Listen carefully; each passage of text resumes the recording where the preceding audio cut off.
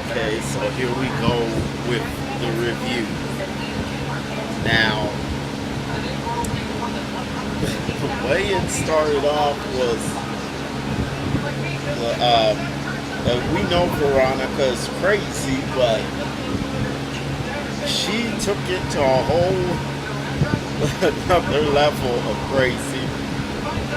She's at home banging on the piano, all these discordant notes. Clearly she can't play the piano, and if she can, she's just, like banging on it, and she's imagining the explosion. We see David, he's being brought into the hospital. He's all burned up. The doctors are saying his leg was hurt. He's all, Veronica did this, Veronica did this. And he's asking about Erica. And, but they're just worried about getting him into probably he has to go to ICU. And, Veronica, she gets a call. It's her confirmation call that it's done. But, she doesn't know that David isn't dead. So she takes out this black dress and she's all, oh, my husband is dead. So, I think she's gonna really wish that he was dead when he's able to get out of the hospital, because I think this is gonna push him over the edge. So over at the hotel, Gia is trying to keep Benny there because Candace wanted her to keep him there, and she's trying to get him to come to her room for a massage. Yeah, right.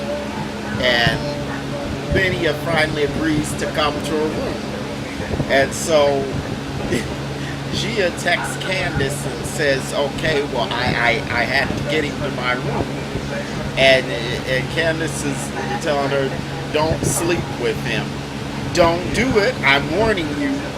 And she was not playing. She was not kidding. She's like, don't, and you know how Candace can be, how vicious Candace can be. She beat Rocky with a golf club so much that he had to go to the hospital and was all bruised and scratched up and all that.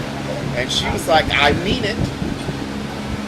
And then Candace called Veronica and wanted to try to get that transfer reversed. And Veronica's like, that's not going to happen. You can't do that. Yeah, the money is it's in that other account. You can't get it back without the other party that holds that account signing off on it being transferred back. You can't get it back. And Veronica's like, you know what? She's saying, I don't need you. Bang, bang, boom, boom, all that. She was just, vaguely saying, admitting that, okay, well, I blew up Erica and David. And Candace is like, what? She's not getting it. And Veronica hangs up. And so, let's get back to, Gia and Benny. Now, we know already that Benny is a hoe. So he said a big hoe. So he's like, I can't get a massage with my shirt off because I'm a man. And so she convinces him to do it, and so he just takes his pants off too, and then she just hikes up her dress, and you know the rest. Yes.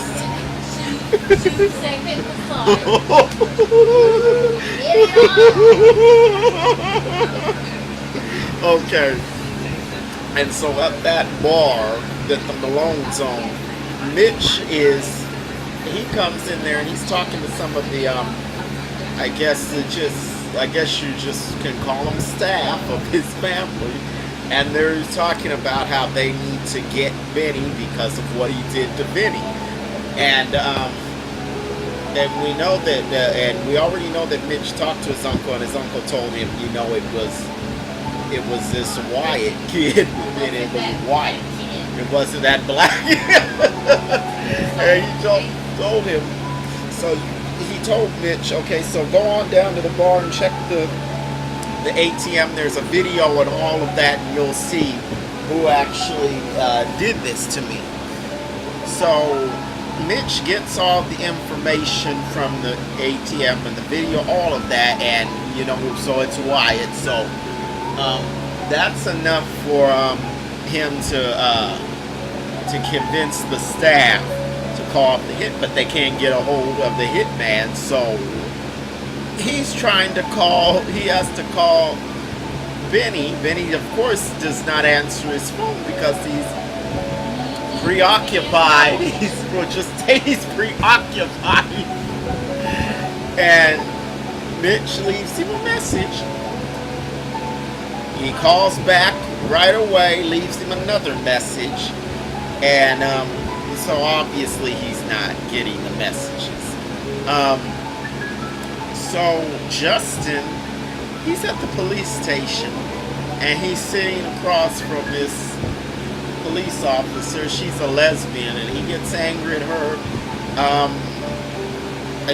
I'm not, and he's all, take your little alphabet soup and something, and he starts rattling off these numbers. Yeah, oh, that's it. That was it. And he went off. And then he ends up going back into the jail, and he sees that Wyatt's there. And Wyatt, of course, all he wants is drugs, and Justin had offered him drugs when he was in the psych ward. He's like, you need to get this for me. And then Justin, of course, he's gonna start badgering him about Jeffrey. And Wyatt has said over and over and over again that he's not gay and that he does not want Jeffrey, but Justin is still, caught up on him. And finally, he shuts up enough about it. He says, okay, I'm going to go get your stuff. But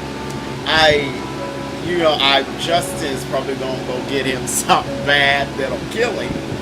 So, which will probably do the job that the Malones want to do, because I don't believe that Justin's going to just get him that stuff without trying to kill him.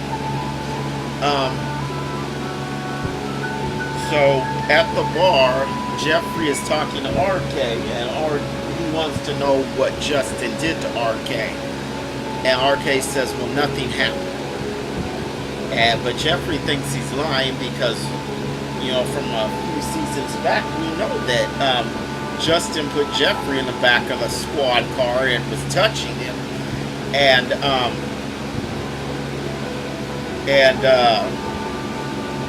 so we know that. So, and RK just says to Jeffrey, well, I only, came to your room and stuff because I like your watch.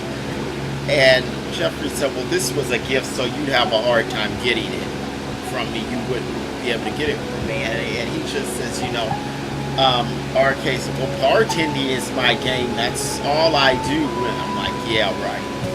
And so Veronica shows up, and she's wearing this dress, and clearly it's a funeral dress because she has the hat with it and everything, and looks completely deranged. And she starts talking about that she's grieving, and that was after Jeffrey said, "What the hell are you wearing all this black for?" Like, I'm grieving the end of my marriage, I'm grieving my son and all of this stuff. And she gets around to telling him that Melissa jumped off the roof, and Jeffrey's all like, what? And I'm like, come on, Jeffrey, you were not concerned about Melissa. You could have tried to help her, but you didn't. Now she's jumped off the roof. And then once again, Veronica she's being very vague, and she says she's grieving David, and Jeffrey is like, okay, well, what is she talking about? And he calls David, and of course David does not answer the phone because he's in the hospital, and you can't answer the phone in the hospital, all burnt up. So after that, Jim comes to the jail.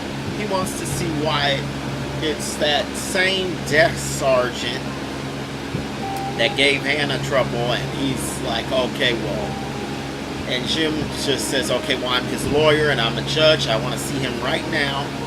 And then the DA comes in, and Jim is just gonna like outright lie and say that Wyatt did nothing. And DA, he's like, this is not a lie, this happened, Wyatt did this. And Jim just has the nerve enough to say, we're a good, upstanding Christian family.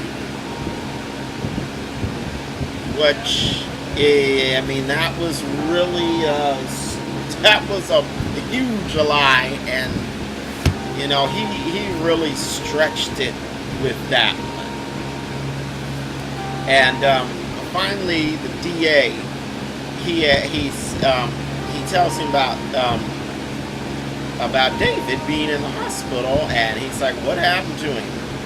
And he says there was an explosion, and Jim tries to call him, and I'm saying, well, come on, Jim, if he's in the hospital, how is he going to answer the phone? He leaves him a message, so I'm like, call me back. And I said, if he's in the hospital, how is he going to call you back? But anyway, back at the hotel, Smelly Benjamin comes downstairs, and he's not clean, he smells after everything he's done. And Veronica's like, boy, sit your nasty ass down. And she starts asking questions, and she's like, what was Melissa doing at your mammy's? And I'm like, oh no, that was completely racist. But we know that she's been saying, borderline, if not outright racist stuff for quite a while now. And he's not giving her the answers that she wants. Finally, he just says, okay, she ended up over there after you put her out. And Veronica threatens to send the police after him, and he's like, for what? She says, I don't know, I'll think of something. He tells her, I'm done with you. She wants the last word, and she's like, I will take out the trash. I was thinking, okay, then why don't you take yourself out? And then he just told her, don't call me no damn more.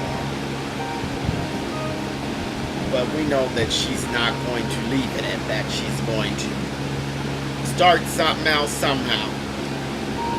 So then we get to Candace and RK. They're in the back of this van, and the election results are on the radio, and RK wants to hear them, and Candace's like, no, I don't want to hear it. I don't want to hear it, and I guess it's because she doesn't want to hear anything to do with that has anything to do with Charles. So she makes the guy driving turn it down. And Gia, she calls Candace, and she says, well, Benny left. And Candace is irritated, like that he's gone and he's back at the house. So she calls him, and she's trying to get him away from the house. Well, come back to the hotel. He doesn't want to come back. He says, I just got home, I don't want to come back. She said, well, I want to talk about peace. And so that gets him to leave.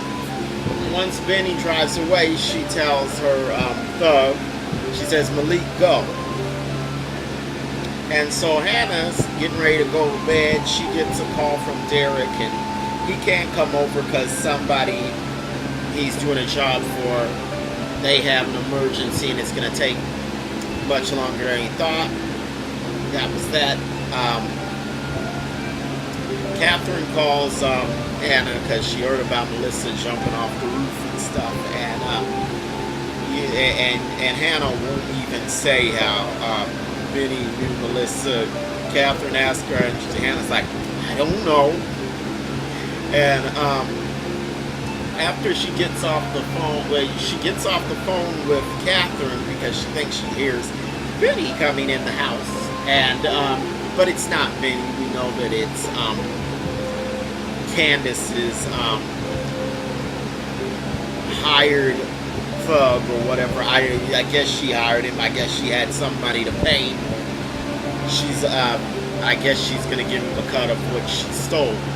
But that was the show. What was in the preview? Yeah, the funny part of the preview was when Jim told Catherine about what Veronica did to David and Erica. She's like, she always has the best ideas. Why didn't I think to do that to you? Okay, so that's the review. Like and subscribe and comment if you want to, and I will see you the next time.